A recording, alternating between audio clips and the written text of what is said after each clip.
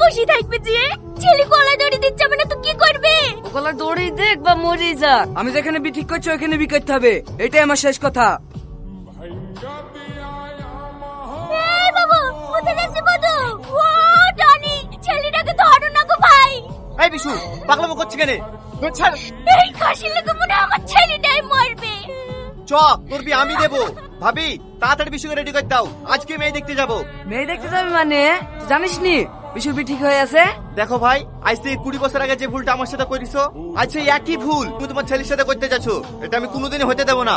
এই থাম থাম থাম, তার মানে তুই কি বলতে যাচ্ছিস? তোর বি আমার লেগে হয়নি? হ্যাঁ তোমার লেগে হয়নি। সেদিন তুমি যদি আমার ভালোবাসাকে মেনে নিতি, তাহলে আজ 20 বছর ধরে এই কষ্টের বোঝা আমাকে বুকে করে বইলে বেড়াতে হতো না। আমি চাইনি সে একই কষ্ট আমার ভাইপো পাক। ও এখন সব দোষ আমার, তাই তো? তোর লেগে তো বড় লোক ঘরে মেয়ে দেখনু, তুই দাবি করিস নি। আমি বড়লোক ঘরের মেয়ে চাইনি ভাই, আমি শুধু ভালোবাসার মানুষটা চেয়েছিলাম। বহুত তুমি বুঝবা না, তুমি শুধু টাকাই চেনো। যা বিশু রেডি হইলি গা। ঠিক আছে ছোটব্বা। তোরা যাই করিস, ওই মেয়েকে বি করলে আসলে কিন্তু আমি ঘরে উঠতে দেবো না। যা যা, উঠতে না দিলে কি হবে? এই বাড়ির অর্ধেক ভাগ আমারও আছে, তুই বিয়ে করে এসে আমার বাড়িতে থাকবি। যা রেডি হইলি গা। বাড়িতে এত ঝামেলা করে আসনু, মেয়ের বাড়ি ঘরে তো অত ভালো না। বাপ মেয়েটুক ভালো তো। হ্যাঁ ছোটব্বা, একবার নায়িকাটা প্রথম দেখতে ওই দেখো আসছে।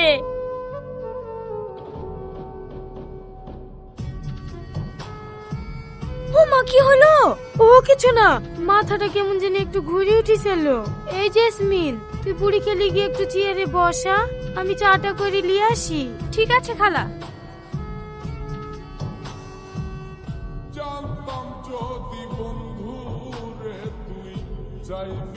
আচ্ছা, কোনো এক দমকা হাওয়া যদি আমাদের দুজনকে আলাদা করে দেয়, তুমি আমাকে ছেড়ে থাকতে পারবা? চুপ। কি তুমি কাঁদছো? পাগলি কোথাকার, আমি এমনি তোমার সাথে মজা করছিলাম। তুমি জানো, তোমাকে ছেড়ে থাকার কথা ভাবতে গেলে বুকটা কেঁপে ওঠে। ভয় পেও না, শুধু একমাত্র মরণই পারে আমাদের দুজনকে আলাদা করতে।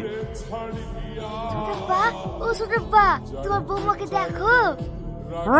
হ্যাঁ হ্যাঁ হ্যাঁ, ভালো ভালো।